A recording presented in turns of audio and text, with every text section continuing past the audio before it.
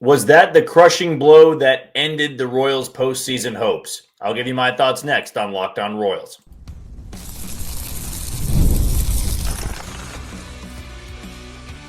You are Locked On Royals, your daily Kansas City Royals podcast. Part of the Locked On Podcast Network, your team every day. You are tuning to another edition of Locked On Royals in the Locked On Podcast Network. I'm your host, Jack Johnson, and you can follow me on Twitter at JohnnyJ_15. That is at JOHNYJ_15. You also can listen to us on wherever you download your podcast. That can be Spotify, Apple Podcasts, Amazon Music, Google Podcast, Odyssey, and YouTube. Just be sure to hit the follow button and subscribe. For what to expect from me, I give you 5 episodes a week, 30-minute episodes in length. And Chance Lebo brings you the Locked On Royals postcast, and he gives you his thoughts live for about 15 to 20 minutes at the conclusion of each and every game. Now, tonight's show is brought to you by 5 Hour Energy. Enter for a chance to win a dream golf trip for 2 to any golf tournament in the U.S. Visit 5hewin.com for full rules and entry. No purchase necessary, excludes the Masters tournament, and it ends this Halloween, October 31st, 2025. You talk about a gut punch to the 2025 season for the Kansas City Royals tonight in Cleveland. A 9-hole hitter in C.J. Kayfus. 23-year-old C.J. Kayfus hit one about 500 feet off John Schreiber in the 8th inning to give the Guardians the lead after Stephen Kolek really looked good for 6 2/3. The offense, I mean, they didn't give you much. You got the 2-run home run from Vinny Pasquantino, his 30th in the first inning off Gavin Williams, and they chased him after 6.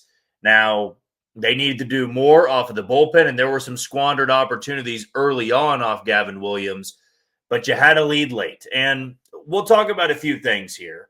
And I'll give you my thoughts on the decision to go to Schreiber, the decision to pinch hit Lofton, the bunting with 2 strikes. We'll cover all of that here in the first segment. So let's dive into Schreiber himself.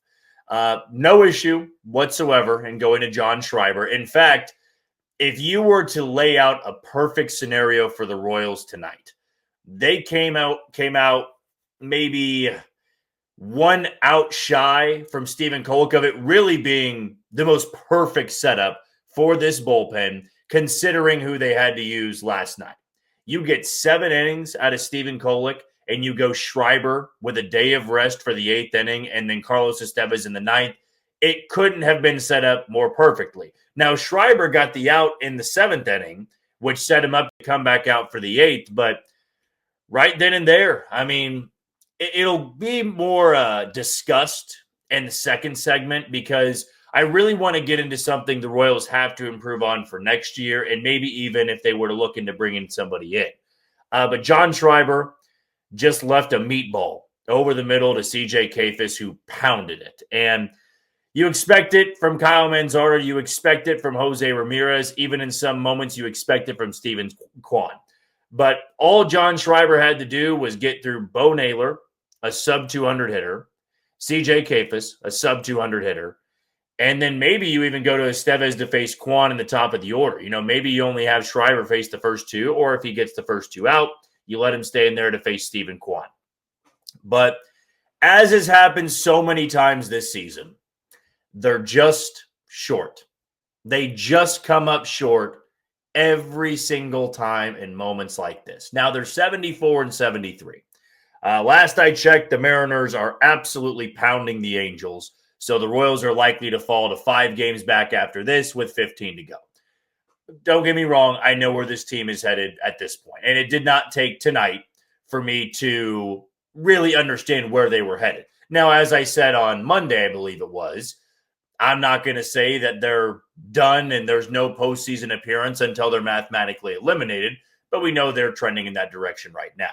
But yeah, to see Stephen Kolek throw that well, it's a great sign for 2026, but for this season, man, to see him throw that well, and then John Schreiber just in the end couldn't do his job. It happens in baseball. It's incredibly frustrating. So I'll cover that point a little bit more so in the second segment, just because I really want to highlight that bottom or the top of the 9th with Kyle Isbell and Nick Lofton and Tyler Tolbert. But I got no issue leaving Schreiber in. We knew this. We knew the Royals bullpen was not going to have Lucas Ursig available, and they were going to try to save Estevez until the ninth inning.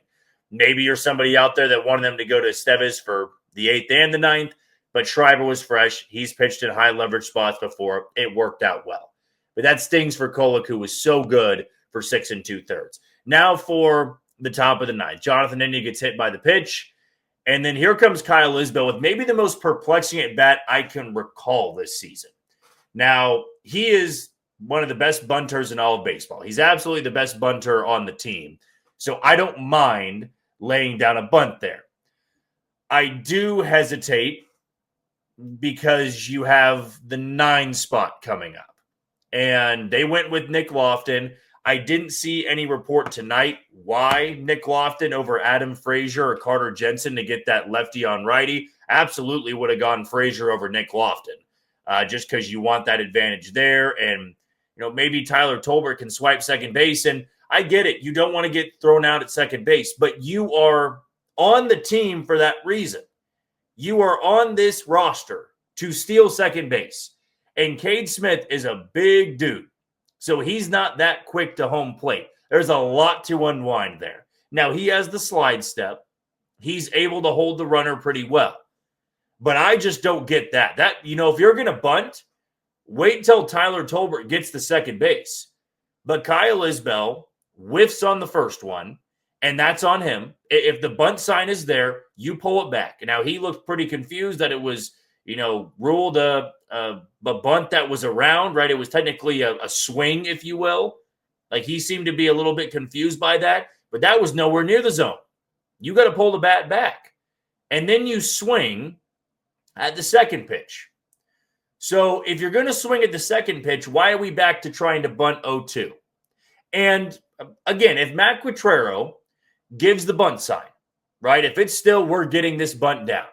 And I will stand by the fact that majority of the time, these players can choose when they want to bunt. If they still feel comfortable to bunt 0-2, then they're going to bunt. And if that sign was relayed from the dugout because Kyle Isbell is the best bunter on this team, well, he should know that pitch is nowhere near the zone and good enough to bunt.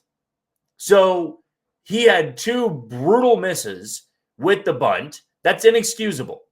From a guy in that spot, you are gifted a base runner, and if your job is to get Tolbert to second base to set up Nick Lofton as the 9-hole hitter, then Mike Yastrzemski, you got to get the bunt down, and you got to wait for your pitch. Now, I'm not the one that's up there bunting 98 miles an hour, so I can understand the difficulty of that. But he's a big leaguer, and he's done it more than a few times. He is the best bunter on the roster. So if you give him the sign there, you got to get it down. That is a player mistake there. Now, if the sign was given to him 0-2, I'm against that. I'm never for bunting 0-2. There is never a moment in baseball that is that important to get a bunt down 0-2 unless it's a tie game in the 9th inning and it's 1st and 2nd, and you got to get the guys over to 3rd. But even then, if it's 0-2, I'm swinging away. I'm not risking the bunt rolling foul. Right? Because if it's 0-2, there's going to be a waste pitch there. They're not going to give you a cookie right down the middle to bunt and just, move the runner over. But I don't get bunting Tolbert over to second base when you don't have the guy you want up in that spot. Okay, so let's now turn to Tolbert here. Why is Tolbert in any of those at-bats, those 3 at-bats, not even giving an attempt to second base? If you can't pick up Cade Smith, that's one thing. If you're too nervous to go to get thrown out, that's another. I know Bo Naylor has a great arm, and it's a 1-run game, and it's late in the season. But you are on this roster for that reason. You have to find a way to get to second base, which then can set up Kyle Isbell to bunt, which then can set up Nick Lofton to tie this game up. Now, Nick Lofton over Frazier, I didn't see anything. I don't know if Frazier was banged up and they went to Lofton and they were trying to ride the hot hand from his at-bat the other night. But just poor execution in the top of the 9th. And that seems to be the theme a little bit of this 2025 team. Just not good enough execution. Not good enough at bats when it really matters most. I mean, I kind of thought to myself with CJ Kafis up there in the bottom of the 8th inning, how many times would the 8-hole hitter or the 9-hole hitter have a shot like that down by 1 in the 8th inning this year? Last year, absolutely. Even though the bottom of the order struggled, you just knew that type of magic would happen with that team. It hasn't happened this year. And to get such a strong start from Kolek, to squander it in the final 2 innings, that stings, man. That's an absolute gut punch to this team. And even if they won tonight, you're 4 games back with 15 to go, but splitting with Cleveland, leaving town ahead of them in the race, you would have felt great going into Philadelphia. Now, not so much. Now it's kind of turning that point of finish the season strong.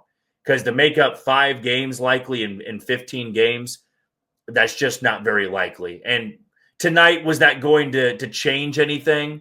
If they won tonight, are they going to make the playoffs? It still would have been incredibly unlikely. But that felt like a fitting loss for what this season has really been. Oh, so close every single time. Just one more big pitch, a couple of more big at-bats, one more smart base running decision, and you can be on the winning side of this. But there's a reason this team is 500, and last year's team was 10 games over 500 and had a playoff spot for the majority of the second half. They were healthier, and they were better with runners in scoring position, and they found ways to win these tight games. They had a winning record against Cleveland last year. This year, not so much. We'll take our first break of the show. When we come back, this bullpen has been really good for the Royals this year, but there's a glaring issue with them that leads to losses like tonight. I'll give you my thoughts next on Locked On Royals. You are tuned into Locked On Royals and the Locked On Podcast Network. I'm your host, Jack Johnson, and you can listen to us on wherever you download your podcast. 2 sponsors I want to tell you about, beginning with 5-Hour Energy Transfusion. Time to fuel up and turn it up with 5-Hour Energy Transfusion. This great ginger and lime flavored shot brings the iconic taste of the golf course favorite to a non-alcoholic boost. Perfect for sinking birdies or making great memories with friends. It's a hole-in-one for your energy game. Whether you're out on the course or just need a little extra push to power through your day, 5-Hour Energy Transfusion delivers the clubhouse flavor you love without ever leaving the green. Golf is all about the good times with good people and good flavors.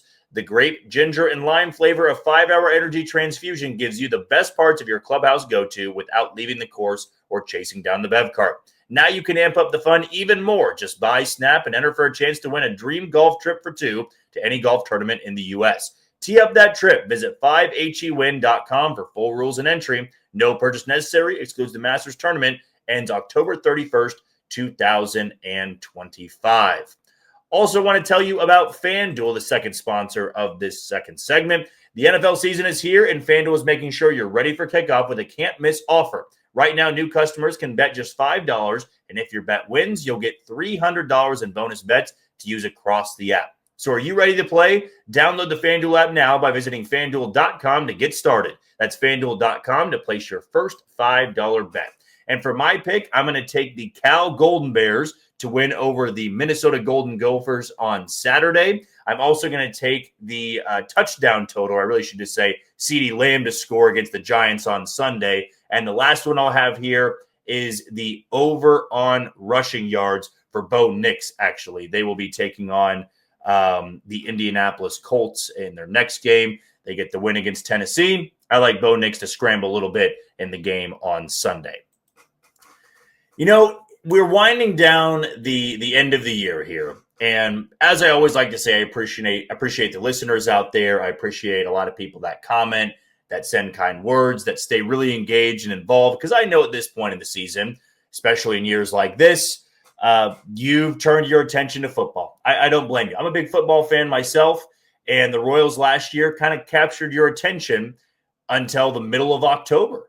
Right? They got into the postseason. They won a postseason series, and it was so fun all season long to be just locked into that team, talk about that team. And I knew that there was still a chance this year where things don't go right, and we're wrapping up the end of the regular season, and you know it's not a playoff team that we're talking about. The good news is they have given us competitive baseball for the entirety of this season. It's not what a lot of people want to hear right now.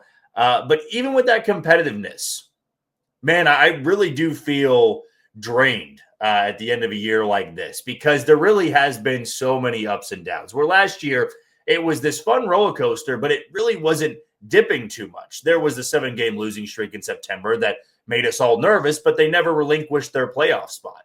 They had it the entire time because everybody else was collapsing around them. And this year's team, they just never could climb out of that hole. They never quite could catch up or get close enough to be right there to grab a playoff spot from Seattle or to surpass Boston or surpass New York. They just haven't been good enough this year. And yeah, I would say that, in a year like this, I feel pretty exhausted. Not that I'm not thrilled to talk about this team. I love talking baseball. I love talking Royals baseball. But there is that level of exhaustion of, man, again, another crushing loss. And I want to talk about this bullpen because they have to be crushed after tonight, or at least John Schreiber has to be crushed after tonight. And there's no denying it. This bullpen has been really good this year. They're top 5 in ERA.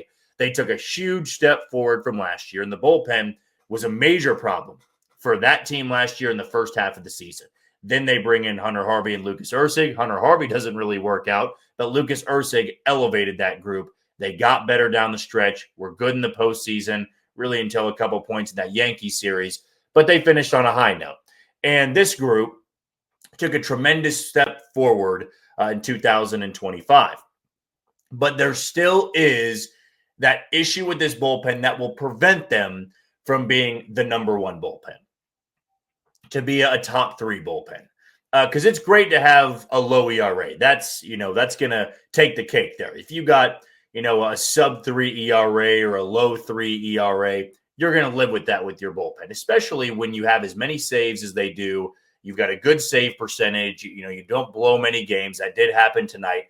But when I look at some of these issues of blowing the game, whether it be in the 8th, the 7th, the 9th, the 6th, they have a lot of guys in there that are just there to pitch to contact. And that's fine. That really is. But you need that swing and miss late in the game. Now, Lucas Erceg and Carlos Estevez might be the exception here. They have power stuff. They can get the swing and miss, but they really don't have the strikeout numbers. I mean, they're not striking out 12, 13 guys per 9. I mean, I look at what Aroldis Chapman is doing in Boston. That's the second time we brought him up this week, and the former Royal. I even forgot to say that the other day. But when he goes out there, if he is to deal with a situation where it's a runner at 2nd and 3rd and 1 out, he can get a strikeout. There are very few Royals pitchers in that bullpen that can get the swing and miss, that can get the strikeout. Steven Cruz, powerful stuff, doesn't really get the swing and miss. Hunter Harvey, when he was healthy, didn't really get the swing and miss. And I have to wonder if they are going to add to the bullpen at some point in the offseason. I'm not sold they need to. I would love to see some of these guys get, maybe another pitch to work on, that really good put-away pitch, just because it's nice to have guys that can pitch to contact, but then you run into situations like tonight, and John Schreiber's had more than his fair share of these games where when he's on, right? He can have that sinker, that fastball low in the zone, that sweeper, that slider really darts away from right-handed hitters, and he's had a great stretch this season. But also he's been in some of these super high leverage moments, and that inability to get the swing and miss has just killed him, has just destroyed his outing. And that, to me, is what has just limited that group a little bit. It's a great bullpen. It really is. There's a lot of arms and there's great depth there. But the top bullpens out there, the ones that you just hate to see, like when you get past that starter, it's, well, I don't feel much better about getting that guy out of the game because now we got to go through this monster of a bullpen. I mean, Cleveland really did have that. I mean, Cade Smith and Hunter Gaddis and Emmanuel Clase, when they were all rolling, especially last year, Tim Herron, another one, it was tough to score off that bullpen. And it's what made them so good in a 90-plus win team last year. But this Royals team, they had the bullpen, they had the starting rotation, though it wasn't really healthy this year, and they had a very poor offense, an offense that was so inconsistent. And I want to say it was Randy that put this out on Twitter earlier tonight that, eventually it's going to catch up to you when you just keep scoring 2 runs a night. You're asking for perfection for a lot of these guys out there, and they're not going to be perfect every single time out. Angel Serpa's not going to be perfect every time out. John Schreiber's not going to. Sam Long's not going to.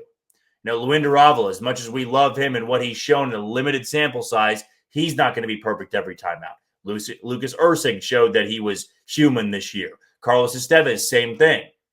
And so it all kind of comes together. And the tie in the first segment here that this Royals team just came up short too many times this season. And the offense put him in some bad spots. And I have to wonder if they were just middle of the league this year. I know I'm kind of spinning off this a little bit and taking this bullpen conversation and talking about the offense, because don't get me wrong, like that is a major issue of tonight and has been the major issue all season long. You had a bullpen that was top 5. You had a rotation that was good enough. Even when they were banged up, they were good enough. If this offense just was 15th or 16th in runs scored this year, what's the record? Are they comfortably in a playoff spot? Are they closer to Detroit? Because when you do have an offense that is bottom 5 in runs scored, you have a lot of these 2-1 games, 3-2 games, 4-3 games. And what do you need in those one-run games in the 8th and 9th inning? You need the power. You need the power of these guys that can get the swing and miss. And they have power with Ursig, and they have power with Estevez, and they had power with Steven Cruz, and they had it in Hunter Harvey. Wasn't really the swing and miss, but then some of these guys that come in that are not the swing and miss guys, you are asking for the ball to be well placed, your defense to be well positioned, and those guys to make the plays.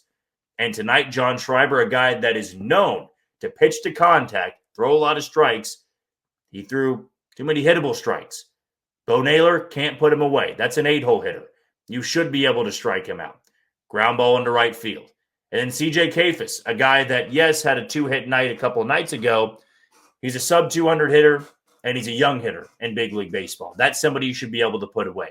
He didn't get it done, and he put a ball about 480 feet from home plate, which resulted in the Royals' loss tonight. But it's not all on John Schreiber. Also want to put blame on the offense that got nothing after Vinny Pasquantino's 2-run home run, his 30th of the year in the top of the first inning. We'll take our final break of the show. When we come back, yes, there is still baseball to be played, and it's going to be in Philadelphia next. The Royals will take on the red-hot Phillies, who, despite losing Trey Turner and Alec Boehm to the injured list, they are rolling. They just swept the Mets in a 4-game series. I know a lot of Giants fans are going to be happy to hear that, but not a great time to play them. And for the Royals, not a lot of time left. We'll dive into that next on Locked On Royals. You are tuned into Locked On Royals and the Locked On Podcast Network. I'm your host, Jack Johnson, and you can listen to me on Twitter or listen to me on wherever you get your podcasts. That's Spotify, Apple Podcast, Amazon Music, Google Podcast, Odyssey, and YouTube. Just be sure to hit the follow button and subscribe. Our final sponsor I want to tell you about is Nutrafol. You've probably seen a million ads for hair growth and thought, sure, like that actually works. There are so many products out there, and it's hard to know which ones are actually going to do anything. That's why you should give Nutrafol a closer look. Nutrafol is the #1 dermatologist-recommended hair growth supplement brand, trusted by over 1.5 million people. And it's not just hype. This is a supplement clinically tested that targets the root causes of thinning and shedding with a proactive approach. See thicker, stronger hair with less shedding in just 3 to 6 months with Nutrafol. For a limited time, Nutrafol is offering Locked On MLB listeners $10 off your first month subscription and free shipping when you go to Nutrafol.com and enter promo code LOCKEDONMLB. That's Nutrafol.com with promo code LOCKEDONMLB. Well, even though a lot of people aren't looking forward to the next series, maybe you aren't even looking forward to the next couple of series, I will be someone to say that, maybe in a month or two, even if you are a huge football fan like myself or a big basketball fan for the winter, you might be longing for Royals baseball once it gets colder. And we're not going to have too many of these left, and we're not going to have too many regular season games to talk about. But there still are 15 games to go. They have 3 more road series. They'll have the Phillies, then they'll have the Angels, and then the Athletics. And actually, as I am recording this final segment, I'm checking up on the Angels and Mariners game. The Angels have actually tied it up. So even though I was saying they were getting crushed early on in the game, they now had 4 unanswered runs, and things are a little bit closer. But the Royals can't gain any ground tonight. They can only stay 4 games back, and that will be the hope as they take on the Phillies tomorrow, a Phillies team that just nobody wants to play right now. They're 87-60 on the season. They are barreling toward being the hottest team entering October. and they are looking for some vengeance. They were taken down last year. They were taken down the last couple of years prior to the World Series. That Diamondbacks team, that scrappy one in 23, beat them in Game 7 in Philadelphia, and you just felt that that was really going to stick with them last year. It ended up not sticking with them too long as they were eliminated pretty early on in the postseason race. But then you look at this team. You look at what they have, that offensive firepower, Kyle Schwarber, Bryce Harper, when they're healthy, Trey Turner, and Alec Boehm.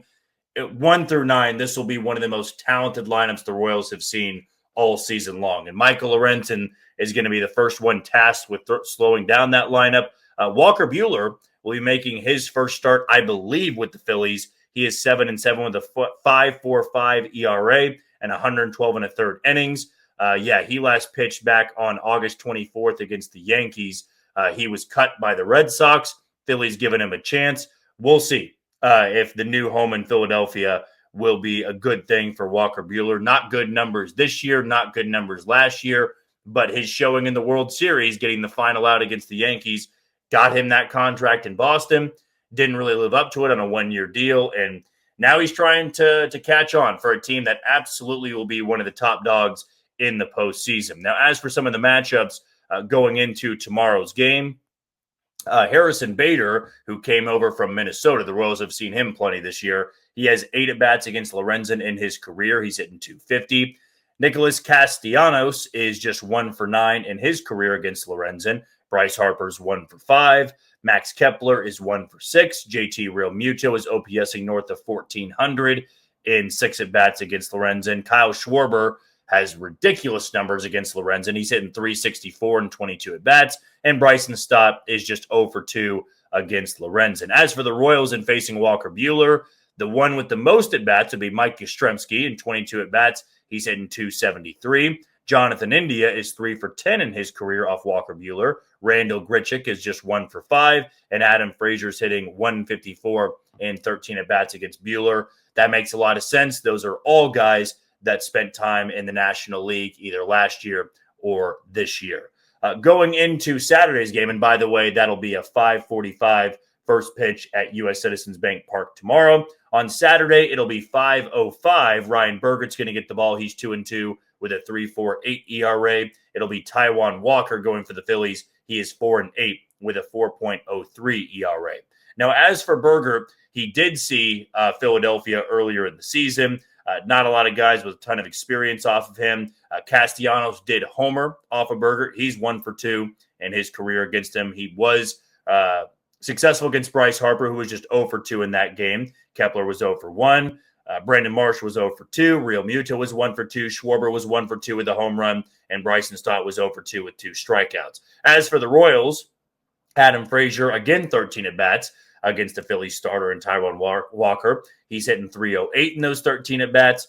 Randall Grichuk hitting .167 in 12 at-bats. Jonathan India is 1 for 10 off Taijuan Walker. Vinny Pasquantino's 2 for 2 with an OPS at 2,000. Salvador Perez is actually 5 for 5, I believe. That's some pretty incredible numbers right there. 5 for 5 off Walker in his career with a home run. He's OPSing north of 2,600. And then Mike Yastrzemski hitting .182 and 11 at-bats against Walker in his career.